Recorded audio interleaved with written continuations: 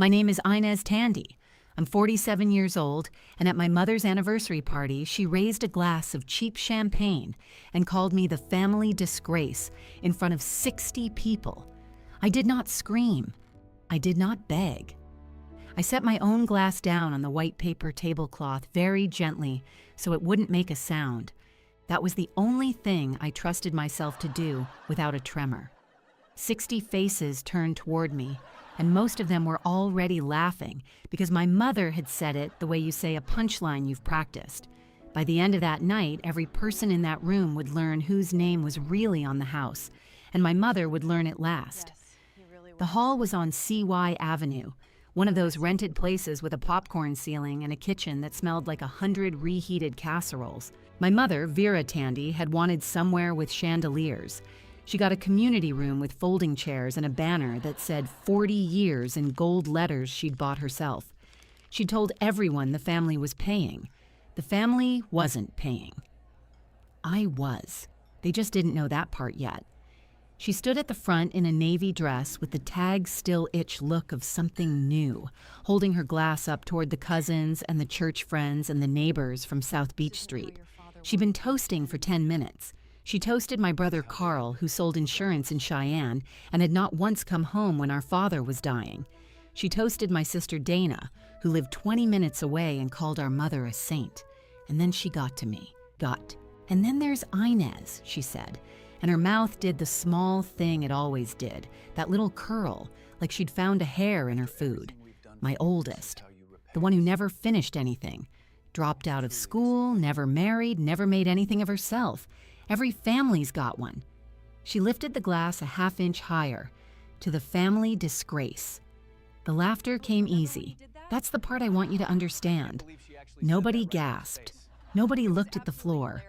They laughed because it was an old joke to them, a comfortable one, worn smooth from 30 years of handling. My Aunt Lorraine actually clapped, and my mother smiled her small, triumphant smile, the one that meant she'd landed it, and she drank. If you've ever stood in a room where every single person believes a story about you that isn't true, and they believe it so completely that the truth would just sound like an excuse, then you know the exact temperature of that room. It isn't hot, it's cold. It's the cold of being decided about. I was 19 the year that story got written. That's where it starts if you want to know how a woman ends up being toasted like a stain at her own mother's party. When I was 19, my father got sick. His name was Russ Tandy, and he was a quiet man who kept the books for a feed store on the east side of Casper for 31 years. He taught me how to do it at the kitchen table on South Beach, the two of us under the hanging lamp, a ledger between us and a sharp pencil each. He'd say, "Numbers don't lie, Inez, and they don't get tired and they don't change their story when company comes over." He'd tap the column. "You keep the books honest, you'll always know where you stand, even when nobody else will tell you." When the doctor said there wasn't much time, somebody had to be home. Carl was at school. Dana was 16, and in my mother's words, too sensitive. So it was me. I left the community college after 3 semesters of an accounting program I loved. And I came home, and for 2 years, I learned how to do the things you learn how to do when someone is leaving slowly. I managed his medicine. I kept the household running. I sat with him on the worst nights so my mother could sleep. And when it was over, the story the family told was not. Inez gave up everything to take care of her father. The story was Inez dropped out and never finished. My mother needed it told that way. I understand now why she needed it. A woman who has decided she is the one who held everything together cannot have a daughter who actually did. There's only room for one martyr in a house, and Vera Tandy had claimed the role before the funeral flowers were dry. So I became the calculator who couldn't get a degree. That was another one of hers. I went to work bookkeeping for a property management company, then for a dental group, then on my own with a little client list of small businesses around town. And I was good at it and quiet about it, and my mother told people I did some office thing. When I bought a sensible used car with cash, she told Dana I was probably in debt up to my ears, the way she handles money. She'd say it laughing. She always said the cruel things laughing, so that if you flinched, you were the one who couldn't take a joke. I want to be fair to the woman because being fair is a kind of bookkeeping too. My mother was not a monster. She was a frightened person who had decided very early that the way to be safe was to never, ever let the neighbors see a crack. We don't air things on Beach Street, she used to say, and she said it about everything, about money, about my father's drinking before he quit, about the time the roof leaked for a year. We don't air things on Beach Street. She said it so often it stopped being a sentence and became a kind of weather in that house. I didn't know yet how much she was hiding behind it. I'd find out. But that night at the party, I just heard it as the same old tune. After the toast, the party went on the way parties do. Somebody put on music. My mother held court by the cake. I went and stood near the coffee, because that's what I do. I find the edge of a room, and I keep it. My cousin's boy, Dale, came and stood next to me, and he's the only one I was glad to see. Dale was 23, my late cousin's son, and the family had more or less written him off too, for reasons that boiled down to him not finishing a thing either. He'd left a community college program when his mother passed, which, if it sounds familiar, it is. He wanted to be an electrician. He was apprenticing when he could afford the hours. My mother called him that boy who's always between things. We recognized each other, Dale and I, two people in a family of decided-abouts. That was rough, he said, looking at his shoes. What she said. It's an old song, I told him. I know all the words. He almost smiled. Then he said the thing that turned my whole night, though neither of us knew it yet. He said, "Aunt Inez, is it true the house is in trouble?" My mom, before she passed, she said something once about Grandma Vera and the bank. I figured it was nothing. I kept my face very still. That's a skill, the still face. I learned it at a deathbed. What did she say? He shrugged. Just that the house was 2 payments from gone, and nobody was supposed to know. She made it sound like a secret. I figured she got it wrong. Now. Here is the thing about being the bookkeeper, the calculator who couldn't get a degree. You hear a number like 2 payments from gone, and it does not float past you like gossip. It lands in a column. It sits there, waiting to be checked against something. Because the South Beach Street house was not just my mother's pride. It was, though no one at that party would have believed it, the thing I had quietly spent 11 years keeping alive. I'm going to have to back up to tell you that part, and I'll tell it plain, the way my father liked things told. 4 years after my father died, my mother nearly lost the house. I only found out by accident, a piece of mail forwarded to me wrong, a notice with a number on it that made my stomach drop.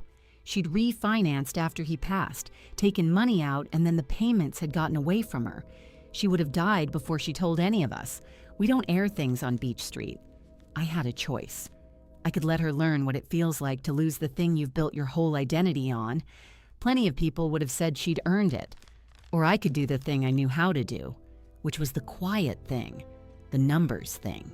So I went to the credit union on 2nd Street, and I sat down across from the branch manager, a woman named Marguerite Okafor, and I asked her how a person could help with a mortgage that wasn't in their name, without the borrower ever having to know. Marguerite was maybe 10 years older than me, with reading glasses on a beaded chain and a way of listening that made you feel like your problem was a normal-sized problem. She told me there were ways, anonymous payments, a guarantor arrangement, things that could be done quietly on paper between people who wanted it that way. And then she did something I didn't understand at the time. She looked at my last name on the form, Tandy, and something moved behind her glasses, just for a second. She said, "Tandy? Off South Beach?" I said yes. And she got very careful and very kind all at once. And she said, "Let's set this up properly in a way that I would only understand years later." For 11 years after that, I paid my mother's mortgage. Not all of it, not always, but the part that kept the wolf off the porch. When she was short, the credit union covered it, quietly, and I covered the credit union. I never told her. I never told anyone. I drove past that house and saw the porch light on and knew that the light was on because of a transfer I'd logged that morning at my kitchen table, under the same kind of lamp my father and I used to work under. I kept every receipt, every cashier's check stub, every confirmation. I am the calculator who couldn't get a degree, and I kept the books honest, just like he taught me, so I'd always know where I stood, even when nobody else would tell me. I kept them in a battered green accordion file, the kind with the elastic band that stretched out from years of use. I wrote one word on the label in marker: household. And because nobody in that family ever once asked me a real question about money, that file sat in plain view on the shelf of the enclosed porch on South Beach, where I'd leave it when I visited, and not one of them ever opened it. Why would they? It was just Inez's boring paperwork, the calculator's busy work. So when Dale said 2 payments from gone, I did the math the way I always do, automatically, before I even decided to. I had been keeping that house alive for 11 years. If it was now 2 payments from gone, then something had changed, something I didn't know about. Money I'd sent that hadn't gone where I thought it went, or money my mother had taken out behind it, or notices that had come to the house and gone somewhere I couldn't see. There was a hole in my books, and there is nothing in this world that I cannot leave alone less than a hole in my books.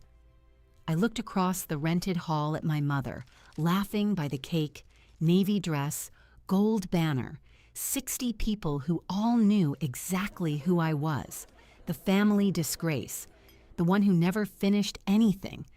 I thought about my father's voice. You keep the books honest, you'll always know where you stand. Dale, I said, do me a favor. Tomorrow morning, meet me at the house. Tell your grandmother you're coming to fix that porch light.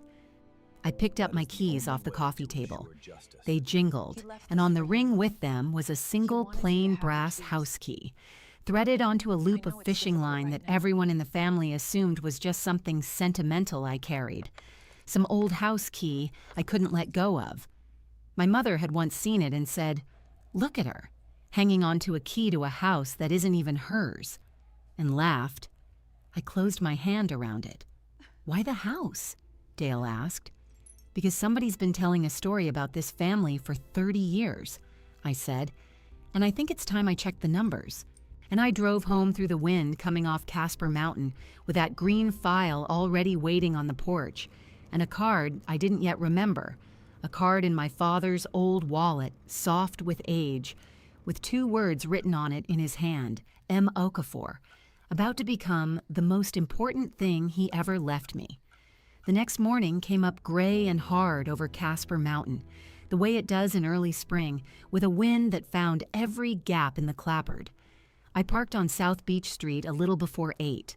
The house looked the way it always looked, white paint going chalky on the south side, the porch sagging just slightly to the left like a man favoring a bad hip, the screen door with the spring my father had replaced 4 times. Old Yellowstone District, the part of town that remembers being the whole town. I sat in the car a minute with my hands on the wheel and let myself feel the thing I always felt looking at that house, which was not anger and was not love exactly, but something quieter than both. Responsibility. The feeling of a column that has to add up. Dale's truck was already there. He'd told her he was coming to fix the porch light, and that was true enough. He had a toolbox and a roll of wire and a young man's willingness to be useful in exchange for being allowed to exist. My mother let him in because Dale fixing things for free was the kind of arrangement she understood. She poured him percolator coffee in the kitchen that has smelled for 30 years of that same coffee and the same lemon dish soap, the green bottles she buys 4 at a time at the market on East 2nd. I came in behind him. She was in her housecoat, hair set from the party, and when she saw me, her face did the thing. "Well," she said, "look who came back. Decide you weren't quite finished embarrassing yourself?" "I came to help Dale with the light," I said. Soft. I keep my voice low. I learned a long time ago that a low voice makes loud people lean in, and a person leaning in is a person listening. She waved a hand and went to her stories in the front room, and that was all the permission I needed. because the green file was right where it always was, on the shelf of the enclosed back porch, between a stack of old church bulletins and a coffee can of orphaned screws, the battered green accordion file with the stretched out elastic and the one word on the label, household. 11 years it had sat there, in plain view, and not one of them had ever once slid that elastic off the corner. I took it down and sat at the little porch table where my father used to clean fish, and I started to do the only thing I have ever truly known how to do. I reconstructed. I laid the stubs out in rows, cashier's check, date, amount. I had logged every one of them at my own kitchen table over 11 years, but I had never seen them all together like this, in the place they had been spent. There is a thing that happens when you put numbers in a row that you cannot get from looking at them one at a time. The row tells a story the single number can't, and the story these told as I went year by year was a steady one, even. A woman quietly keeping a roof on over a mother who would have spat at the help if she'd known its name, until about 4 years back. There the row went strange. Dale leaned in the doorway with his coffee. "What is all that?" "Receipts," I said. "Receipts for what?" I didn't answer right away, because I had just found the first thing that didn't add up. There were months in those last 4 years where my payment had gone in, logged and cleared, and yet the mortgage balance hadn't moved the way it should have. Money had gone in the front door and walked out the back. And there were gaps, notices that should have generated a paper trail I'd never seen. I stood up. I knew this house the way you know a house you grew up in, every creak mapped, and I knew my mother. We don't air things on Beach Street. A woman who won't air things doesn't throw them away. She hides them. She hides them somewhere she can keep her eye on them, somewhere respectable, somewhere no guest would ever look because no guest would ever think to. The porch clock. The big walnut wall clock that had hung above the daybed for as long as I'd been alive, the one my father wound every Sunday and that nobody had wound since, stopped dead at 4:40 for years. I lifted it off its nail. It was heavier than a stopped clock has any right to be. Behind the face, folded into the cavity where the pendulum should have swung, was a thick fold of envelopes. Window envelopes. The kind with red printing you can read through the little glassine pane even before you open them. Final notice. Notice of intent. The dates marched forward across 4 years, and the last one, the one on top, the one she'd hidden most recently, carried a date that put the auction of the South Beach Street house at 11 days out. 11 days. I sat back down very carefully. Dale had gone quiet in the doorway. "Aunt Inez," he said. "What is it?" "It's the thing your mother tried to tell you," I said. "It was real. I want to stop here and be honest about what I felt, because the easy version of this story is that I felt vindicated, and that isn't true. What I felt, holding those hidden notices, was grief, because I finally understood the shape of the fear my mother had been living inside. She had been broke for years, quietly, completely broke, the kind of broke that papers itself over with a new navy dress and a gold banner and a toast. She had stood up in front of 60 people and called me a disgrace 11 days before the bank meant to take the only thing she had ever used to prove she wasn't one. The performance had to get louder because the floor was giving way underneath it. You don't toast that hard at a party you can afford. She was owed the loyalty in her own mind. She had kept the family standing while I ran off. That was the arithmetic she'd done years ago and never rechecked. And a person who has decided they are owed will take the silence and the house and the daughter's dignity and call it interest. But there was still the hole, money in the front, gone out the back, because here is what I found next, and it is the part I did not see coming, the part that turned the whole ledger over. In among the stubs, mixed into the last 2 years, there was a cashier's check stub I had not written. I knew my own logs the way you know your own handwriting because it was my own handwriting, and this one wasn't. The amount was right. The timing fit one of the gaps. But it had come from somewhere else, an account I didn't recognize, routed through the same credit union on 2nd Street where I'd quietly set everything up 11 years before.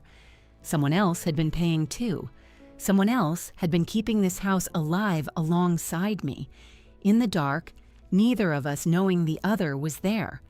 I sat in that cold porch with the wind coming off the mountain, and I felt the floor of my own story shift. For 11 years, I had believed I was the only one, the lone keeper, the invisible daughter doing the invisible thing. And here was proof, in a hand that wasn't mine, that I had never been alone in it at all. I drove to the credit union that afternoon and I asked for Marguerite Okafor. She was older now, the beaded chain on her reading glasses gone to a soft patina, but she knew me the second I walked up. She always had. She took me back to her office and closed the door, and I put the strange stub on her desk and I said, "Marguerite, I didn't write this one. Who did?" And she looked at it and she looked at me and she took her glasses off and folded them, which I would learn was the thing she did before she told you something true. "Inez," she said, "sit down. I think it's finally time I told you about your father. I want you to remember that name on the card, M. Okafor. The one in my father's old wallet, the soft leather one I'd kept in a drawer for 28 years and never understood. I thought it was a doctor or a lawyer or somebody from the feed store. I had carried that name around for nearly 3 decades without knowing it was a door. Your father came to see me," Marguerite said, "the year before he passed. He was already sick. He sat in that chair you're in now." She turned the stub over with one finger. "Russ Tandy was the most careful man I ever met about money, and he wasn't careful for himself. He was careful for you." She told it slowly, and I'm going to tell it the way she told me, because she'd kept it 11 years and longer, and she'd earned the telling. My father, who kept books for a feed store for 31 years, knew exactly what was coming after he was gone. He knew my mother. He knew her pride and her fear were the same thing wearing 2 coats. He knew the house would get away from her, not because she was wicked, but because she would rather drown quietly than wave for help where the neighbors could see. And he knew which one of his children would be standing closest to the water when it happened. So before he died, he came to this credit union, to Marguerite Okafor, and he set things up. He opened a small account, payable on death, and named it so the money would come to me without going through the noise of the family. And he did one more thing, the thing I never knew. He had me named quietly, on paper, as a guarantor against the mortgage, not co-signed in a way anyone would announce. Silent, a safety line tied off in advance so that when the day came that someone had to step in and save the house, the bank would already know my name. He had cleared the path 11 years before I ever walked down it, and Marguerite, every time I came in with my anonymous payments thinking I was acting alone, had been quietly running them through the channel he'd already built. "The check you didn't write," she said gently. "Wasn't a person, Inez. It was him." He left a standing instruction, a small posthumous arrangement that released a payment whenever the account showed the house was in danger and your own payments hadn't yet cleared. It's been sitting there, doing its job in the background, for years. Your father has been making mortgage payments from beyond, son, the same way he made them when he was alive, quietly, so nobody would have to be ashamed. I did not cry in her office. I'm not a crier in offices. But I'll tell you the truth, I had to look at the wall for a minute. "There's something else," Marguerite said. He set up one more, smaller, a little fund earmarked for a trade apprenticeship. He didn't have a name on that one at first, just a note. He said, and I wrote it down because I never forgot it.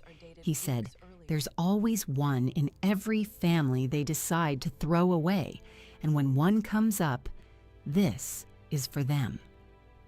Dale. He'd never met Dale. Dale was a child when my father passed. But my father, who understood his family better than his family ever understood themselves, had known there would be a Dale. There is always a Dale, and he had set money aside in the dark for a boy who didn't exist yet, so that the next one they decided to throw away would have something to land on. I thought about my father at the kitchen table under the hanging lamp. Numbers don't lie, Inez, and they don't get tired, and they don't change their story when company comes over. I had thought all these years that he'd taught me to keep books so I could make a living. That wasn't it at all. He taught me to keep books so that one day, when the family told a story that wasn't true, there would be one person in the room who could check the numbers. He'd made me the keeper on purpose. He'd been preparing his evidence and his witness at the same kitchen table, and I'd been too young to see I was both. Marguerite put her glasses back on. So here's where you stand, Inez. The auction is in 11 days. The note is in default. But because of how your father set this up, and because of 11 years of payments in your name, you are not a bystander to this house. You have standing. You can step in. She slid a single sheet across the desk. You can assume the note, quietly, today, and the bank will take you because your father made sure the bank would always take you. I looked at that sheet for a long time. Outside, the wind was working at the windows of the credit union on 2nd Street. The same wind, the same town, the same mountain my father had looked at his whole life. You've carried this family on paper for 11 years, Marguerite said. Maybe it's time the paper had your name on it. I picked up the pen. And I want to tell you what it felt like to sign my name on that line, because it was not triumph. It was the opposite of triumph. It was the quietest thing I have ever done. I wrote Inez Tandy in the same plain hand my father taught me at the kitchen table on South Beach Street, the hand that slants a little to the right, because he used to put his thumb over mine and say, "Easy, easy. No need to press so hard, the paper isn't going anywhere." And when I lifted the pen, the house was mine, not in the way a person takes a thing, in the way a person finally admits to carrying a thing they have been carrying all along. Marguerite Okafor witnessed it.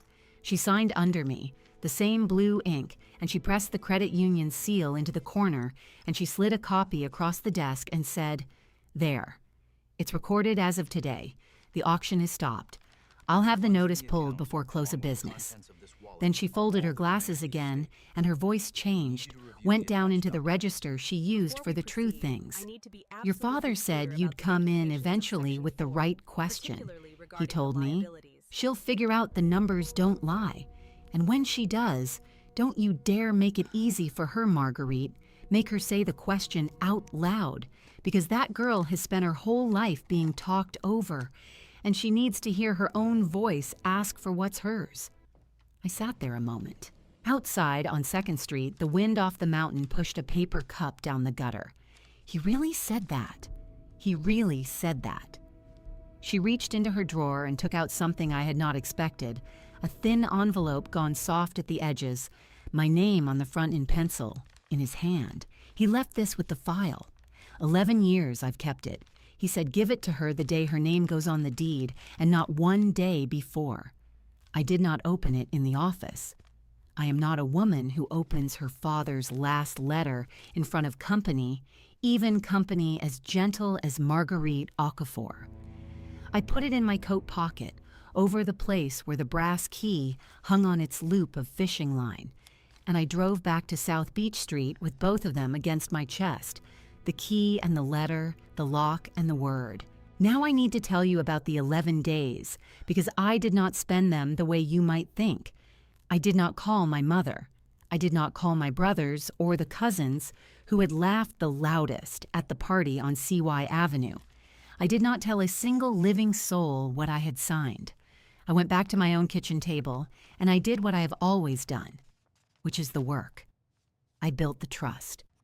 I sat with the documents, and I drew the thing my father had drawn in his ledger, only completed now, the structure he'd started and left for me to finish. A family trust, with the South Beach house inside it, owned free of the bank because I had assumed and then quietly satisfied what was owed, using 11 years of records to prove every dollar was already accounted for. and I wrote the conditions into it in my plain bookkeeper's language, the language nobody in that family had ever respected, and every one of them was about to live inside. My mother could stay in that house until her last day. The roof was hers, the lemon dish soap and the percolator and the daybed under the walnut clock, all of it, hers, untouchable, on the record. But the deed would never again be a thing she could lose at a card table of pride. It belonged to the trust now, and the trust belonged to the family. And the family, for the first time in 30 years, had a keeper whose name was written down. I also did the other thing, the small thing that was really the largest thing. I took the note Marguerite had shown me, my father's note about the apprenticeship fund, the one that said, there's always one in every family they decide to throw away. And when one comes up, this is for them. And I put Dale's name on it. Dale Tandy, my nephew. The boy my mother called shiftless because he'd chosen a trade over a tie, the one they'd quietly stopped setting a place for. I funded the rest of it out of my own account, on top of what my father had set aside, and I routed it through Marguerite the exact way my father had routed everything. Silent, no fanfare, a safety line tied off in advance. Dale would come to find the following autumn that his apprenticeship at the shop on East Yellowstone was paid through every dollar by a person who had asked the credit union to keep her name off it. He would not learn it was me for a long time. That was the point. My father taught me that the cleanest gift is the one the giver never gets to enjoy being thanked for. On the 11th day, my mother called a second gathering, not a party this time, a Sunday dinner, the kind she used the way a general uses terrain. The family pulled in close around the table on South Beach Street so she could survey them and remind them who held the head of it. I think now she called it because the silence from me had unnerved her. A disgrace who slinks away is a story she can tell. A disgrace who goes quiet and still is a column that hasn't added up yet. And Vera Tandy could not abide a column that hadn't added up. She wanted to look at me across her own table and confirm I'd been put back in my box. So I came. I came early, before the cousins, before my brothers, and I brought one thing with me, the green accordion file, household on the label in my father's marker. I set it on the sideboard in the front room beside the photographs, and I waited. They filled the house the way they always did, loud in the doorway, loud over the gravy, my mother at the head in a different navy dress holding court about the neighbor's roof and the price of beef and whose daughter had married poorly. She let me sit through most of it the way you let a draft sit in a corner of a room, noted and ignored. And then, because she could not help herself, because the quiet of me had been itching at her for 11 days, she turned the table's attention my way over the dessert plates. "And Inez," she said in that voice pitched for the whole room, the toasting voice. Still counting other people's money, are we? Still the calculator who never finished anything. A few of them laughed, softer than at the party, because something in the air had changed and they couldn't name it yet. I hope you're not still sore about the party. You know I only say these things because somebody in this family has to be honest. "You're right," I said. Low. They leaned in, all of them, the way loud people always lean toward a quiet answer. Somebody does have to be honest. That's why I brought the books.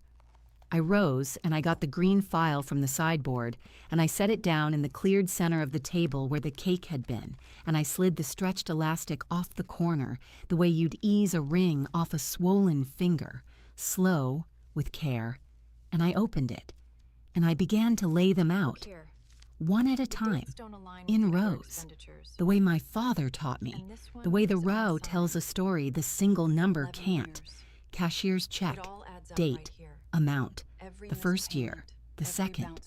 "This is the mortgage on this house," I said, and I did not raise my voice. I never once raised my voice. Paid the 15th of every month for 11 years. Here's the stub. Here is the next one.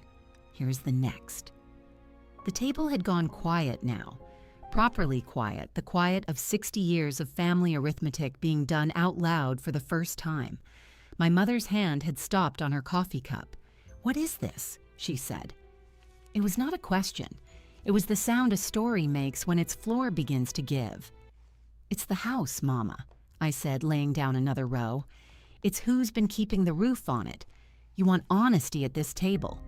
Here it is. It adds up. It always added up, you just never slid the elastic off the corner to check." I reached deeper into the file, into the fold behind the stubs, and I brought out the second layer, the window envelopes with the red printing, the ones I had found folded into the cavity of the stopped clock above the daybed. Final notice. Notice of intent. I fanned them across the cloth like a second hand of cards, and I watched the blood go out of my mother's face as she recognized her own hiding place laid open in front of her brothers and her grandsons and the cousins from Mills she'd spent a lifetime impressing. "We don't air things on Beach Street," she said, and it came out cracked. The old phrase she'd used my whole life to seal every door in this house, and it landed now in the open air over the table, where everyone could hear how thin it had always been. "No," I said gently. "We didn't. That's how it nearly got to auction without one of you knowing. 11 days ago, this house was going to be sold on the courthouse steps, and not one person at this table had any idea, because she would rather have lost it in silence than let you see her wave for help." I set down the third thing. Marguerite Okafor's letter on the credit union's letterhead, her signature, the seal pressed into the corner. This is from the branch manager on 2nd Street, M. Okafor. Some of you have wondered, maybe, who that name was on the card in Daddy's wallet. I wondered for 28 years. She's the one who's been quietly processing these payments the whole time. She's the witness. Read it if you like. It's all true, and it's all on the record. My uncle reached for the letter with a shaking hand. My brother Wendell said my name, just my name, Inez, in a tone I had not heard him use since we were children, and I understood that the story was turning over in the room in real time. The 30-year story of the daughter who never finished anything, turning over like a clock being lifted off its nail and found heavier than it had any right to be. But my mother, even then, even with the floor gone, did the thing that pride does at the very end, the thing I had braced for because I knew her better than she had ever bothered to know me. She lifted her chin. She set down her cup, and in the toasting voice, thinned now but still reaching for the whole room, she said, "Stubs, letters. So you paid a bill. That doesn't make it yours. Paying for a thing isn't owning it. None of that paper says this house belongs to anybody but me." She looked around the table for the old agreement, the reflex of 60 people who had spent their lives nodding when Vera Tandy raised her chin, and the room was silent, because for once, nobody nodded. I did not answer her right away. I let the silence do its work, the way a low voice makes loud people lean in. Then I reached back to the green file one last time, to the part of it nobody ever thinks about, the part everyone at that table had looked at 100 times and seen as nothing, the stiff cardboard backing of the accordion file, the packaging, the thing you'd throw away. My father had built even that on purpose, and I had only understood it 3 days before, sitting at my own kitchen table with his soft pencil letter open in front of me. I worked my fingernail under the edge of that cardboard backing, where the seam was, and I felt the give of it. And the whole table watched my hands the way you watch a man wind a clock that has been stopped for years. My nail caught the seam, and the backing came away from the body of the file with a small dry sound, like a page turning in an empty house. Behind it, flat against the cardboard where it had ridden every Sunday on that porch through 11 Casper winters, was a single sheet of heavy paper, folded once, the kind of paper that does not yellow because it is meant to outlive the people named on it. I drew it out the way you draw a splinter you have felt for years and finally found. I unfolded it on the cloth, smoothing the crease flat with the side of my hand, and I turned it so it faced the head of the table, so it faced her. A recorded warranty deed, the county stamp in the upper corner, the clerk's date, the book and page where it sat in the public record over on the courthouse square, and the names, Russ Tandy, in the grantor's line, the way it had read for 40 years. And below his, typed clean and even on a machine in an office on 2nd Street, the name nobody at that table had ever once thought to look for. Inez Tandy, grantee, recorded, filed, true. It was here the whole time, I said.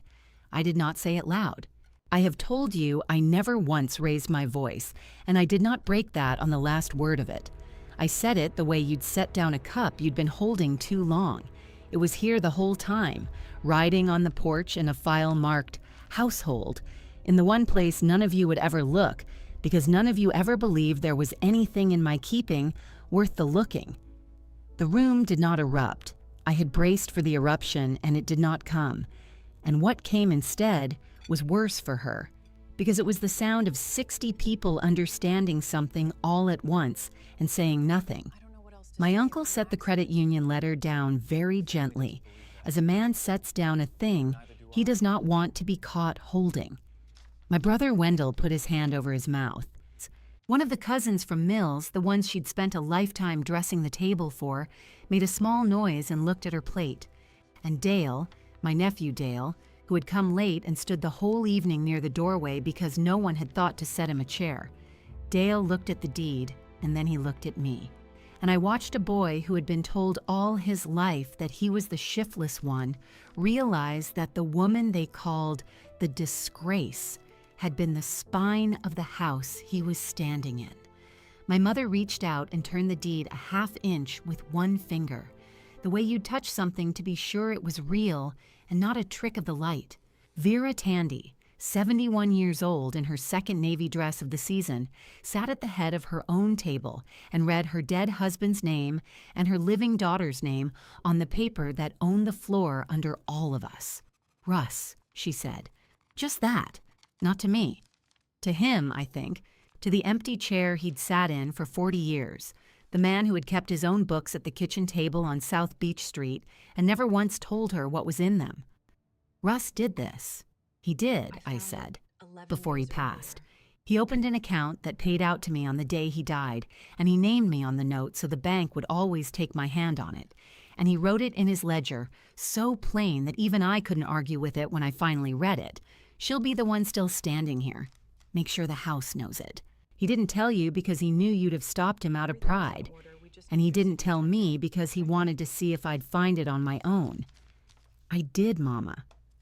11 days ago, in a folder you'd walked past every morning for a decade. Here is the thing I want you to understand about that moment, because it is the whole of why I am telling you this at all. I held the deed. The auction was stopped. Every dollar was on the record in Marguerite Okafor's clean hand, witnessed and sealed. I could have stood up at that table and done to her exactly what she had done to me on CY Avenue 11 days before. I could have raised a glass. I could have named her in front of the cousins from Mills the way she had named me. And the laughter would have turned, and it would have turned hard. Because a room that has just learned it was wrong is hungry to be cruel to whoever taught it the lesson. I did not do that. And not because I am better than she is. I want to be honest about that because this family has had enough stories that weren't true. I didn't do it because somewhere in the 11 days, sitting at my own kitchen table with my father's soft pencil letter open in front of me, I had stopped wanting the thing I'd wanted my whole life, which was to win. The letter was 4 lines long. I will not read you all of it. But the last line said, "Don't take the house from her, Inez. Take the fear of losing it." That's the only thing she's been guarding all these years, and she's been guarding it alone. You're the only one strong enough to set it down for her. So I did the procedural thing, the bookkeeper's thing, the thing that has no drama in it, and is therefore the only kind of mercy I know how to give. I reached into the green file one final time, and I drew out the last document, the one I had drafted in my plain hand and had Marguerite record at the credit union 3 days before this dinner. A family trust. The South Beach Street house held inside it, clear of the bank, the note assumed and quietly satisfied out of what my father had left and what I had added on top of it. And the conditions, written in the language nobody in that family had ever respected. This house belongs to a trust now, I said. Not to me, not to the bank, to the family with a keeper named in writing. And the first line of it says Vera Tandy lives here until her last day, and no one, not a card table of pride and not a bank on 2nd Street, and not one of her own children can ever put her out of it. The roof is yours, Mama. The percolator and the lemon soap and the daybed under the walnut clock, all of it, yours, for good, on the record. You were 2 payments from losing this house on the courthouse steps, and too proud to say so. You don't have to be afraid of that anymore. It's done. It's recorded. We don't have to air anything on Beach Street ever again because there's nothing left hidden to air. She did not thank me. I want to be clear that she did not because I had not done it to be thanked. And a tidy ending where Vera Tandy weeps and takes my hand would be another story that isn't true. What she did was smaller and, I think, harder for her. She looked at me, all the way at me, for what may have been the first time in 28 years, and she said my name, just my name, Inez. The way you say a word you have been mispronouncing your whole life and have only now heard said right. Her chin did not lift. That was the whole of it. A woman who had flinched away from my name at 60 toasts said it once, plain with nothing built on top of it. Something in my chest that had been clenched since I was 19 years old let go.